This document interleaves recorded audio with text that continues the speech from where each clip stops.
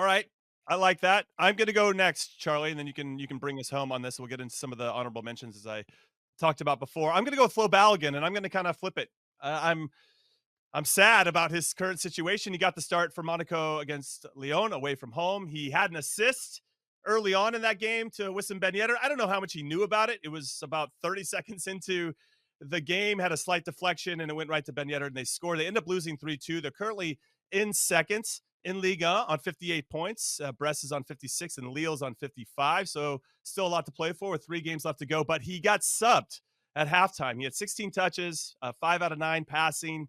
His only touch in the box for again in Lyon's box was that assist. Again, was a bit of a slight deflection. He's got 2 goal contributions in 7 league starts since the turn of the year, and it's just not enough. And I guess what's interesting for me, and I'm curious to hear from you guys, especially our resident number 9, Charlie Davies, about Balogun in particular, is that Adi Hutter, the coach for Monaco, was really high on Briel Mbolo, and Briel Mbolo tore his ACL over the summer, which is why they had that emphasis of trying to go get Balogun. They paid 26 million pounds for him in particular, and now Mbolo's back. And Adi Hutter said this about Mbolo, how he came in, because he's now getting back into the team and starting to play. The impact he had, it was amazing. He helped us out a lot. He has a different element to Balogun and Ben Yedder. In the last 4 games, he could be one of the key players for us. I'm happy for him and the team. And now when you have Hutter talking about Mbolo like this and Balogun not making the most of his minutes, it makes me a little nervous that we're not going to have Flo being as sharp as he possibly can going into the Copa America. So, and I know this isn't just isolated to this weekend. It's been kind of building up. As I mentioned that stat, not a lot of goal contributions leading or throughout 2024. And it feels like just maybe a little lack of belief and trust from his manager right now. And Chuck, as our resident number 9, I wanted you to potentially, I don't know, concur with me or say, no, he's going to be fine, because I'm a little nervous about Balogun and Yeah. his sharpness going into Copa America. Well, you should be nervous because he's not in form. And you know, this happens to strikers all around the world. They'll go in and out of form, and it's how else can you impact the game, and how do you get out of that bad form? And the only way is you just have to put your head down and work harder. And you find yourself winning that confidence back, not only in yourself but from your teammates by doing the extra things within the match, whether it's, you know, tracking back to help a player who was out of position, whether it's the hold up play or winning aerial duels, winning set pieces, winning penalty kicks for your team, just doing all the dirty work when you are, you know, kind of shy in front of goal. And I think that's what's going to be important for him to finish the season out, is just proving that he deserves to be on the pitch, whether he's finding the back of net or creating goals or just adding value to the team. And that's usually what gets you going, because you can't come in to the US men's national team camp after, you know, finishing the season, maybe playing on the bench or cold or not being in a good rhythm, and then expect to all of a sudden, oh, I'm going to turn it on in Copa America against Uruguay. It doesn't work like that. You have to go in with building your confidence and figuring out, okay, what are the things I'm not doing well? Is it my positioning? Is it my first touch? What is the thing that's preventing me from, you know, being on this goal scoring tear, which we saw him last year when he was with Ream. So I know he has the quality, but at this stage, at the top stage in international football, it's about quality and confidence. You need confidence, and that means being in a rhythm, being match fit and sharp. So I hope that he can find that before the first friendly before Brazil and Colombia in the summer. Yeah, it's going to be interesting. Now, Jesse, Greg Berhalter has some decisions to make, right? Obviously, Flo has been and has shown and demonstrated what kind of quality he has. But we could argue a Haji Wright or a Josh Sargent are in better form. What do you do with that situation, knowing that you have as talented of a player as Balogun? Even though our system, when I look at our system as a national team, our striker doesn't get a lot of touches. So I kind of wonder who do you think would be the right fit there, and would you elect to start Balogun in Copa America? First, I believe for Copa America, you can bring in 26. Not sure. Ivis, could you check that for us?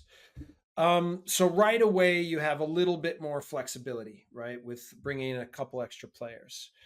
Um, I would treat, if it were me, I would treat Copa America like it's a big part of the next step in the process. And so I think you've got to really now hone in on who are your guys and make sure that now that you're going to have an extended time together where you're actually going to be able to train, we're going to be able to work on some things. I would want to make sure that I bring in all the players that I feel like are most likely to be part of what the World Cup squad is going to look like in 2 years. Um, and if that's the case, then I think Balogun for sure is in there. Now you're right. You have a lot of players performing in, especially in Europe this year, that are in that position, but no one that I think has really grabbed the position and made it theirs. And we all know the best way to do that, especially when you're a striker, is to perform well for your club team and score goals in bunches. So yeah, looking at this, obviously Florian Balogun did that last year, and probably now Josh Sargent fits the category of who's doing it this year. You could argue that Liga is a step above the championship, but obviously that's going to be the most important thing is among those group of young talented strikers, who is going to emerge in now this summer and over the next 2 years to establish themselves as that's our guy, that's our striker. And by the way, I think that's going to be a major factor in achieving the overall potential of what the U.S. national team can achieve in the home World Cup. Yeah, I think what's interesting is you have the 2 friendlies, obviously, before Copa America, and if Greg elects to start somebody outside of Flo in that first game, how does he respond to that on the mental emotional level, right? When we talk about the 4 He areas of better development. respond in the right way because that's the only way to respond. You can't I get it. sulk on I the get it. national team. You got I to get it. prove yourself. I get This it. isn't club, Jimmy. I We get it. we all know, and I'm sure because call it what you want is so big. He will hear this. I love that. Whether you are starting, which I think we all expected Balogun to be the starter on the national team given his quality. But if you're not producing and you're not playing and your match fitness and sharpness isn't there, guess what? The national team is not a freebie. You don't get just to walk in on based on your name and your pedigree. You got to sit the bench and earn your stripes. So if he is on the bench, if he doesn't go in with the confidence and the sharpness to start, I expect him to play with that intensity and the urgency once he does get in to show, hey, I am the number one, number 9. So I would expect him to play with his head up and play with that fire. I get And it. then that's when we I get the get it. best of Balogun, right? I So hope I that think too. that's what I we hope all that too. want. I hope that too. All right, Yeah. Chuck. So Chuck, we've kind of talked about Balogun here, but I don't know who was your player to watch. Who impressed you this weekend? We gotta Well, tie it up. it, so it's a kind of 2 players. So Paxton Aronson, which Jesse touched on, the fact that you go from a Bundesliga club like Frankfurt and you go to Eredivisie, which we saw with Ricardo Pepi with Augsburg to Groningen, you're getting consistent playing time, first team playing time, and I think it's paying off for Paxton Aronson, especially to go back to Frankfurt next year, which I expect him to do. He's not going to, in my mind, go to another club. Frankfurt's a phenomenal club in the Bundesliga, so he's got the minutes. I think they see a lot of potential in him, and this is where he's growing.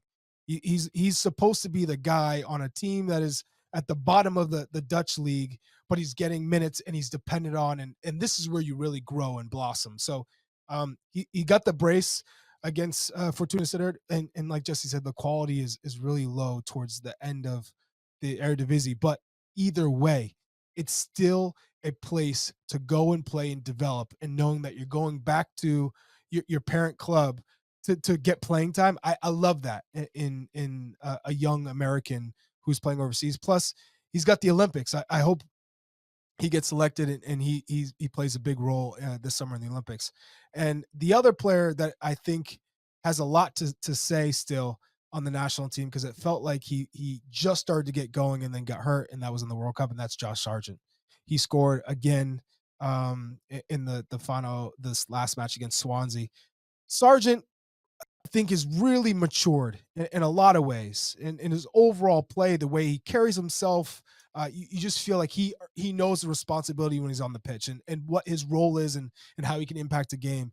I still think he has a lot left to fill with his potential. So I'm excited to see him be involved with the U.S. men's national team because I think he will be. He's definitely earned it with his playing time. So If you're looking at the depth pool at that 9, yeah, Balogun's there. Pepe, who has his stock is down because of his playing time, and I think that's a player I'd like to see at the Olympics because he's not going to be a starter for the U.S. men's national team. It's already Haji Wright has already jumped him in that pecking order. So you have Balogun, Haji Wright, and I think Josh Sargent is number 3.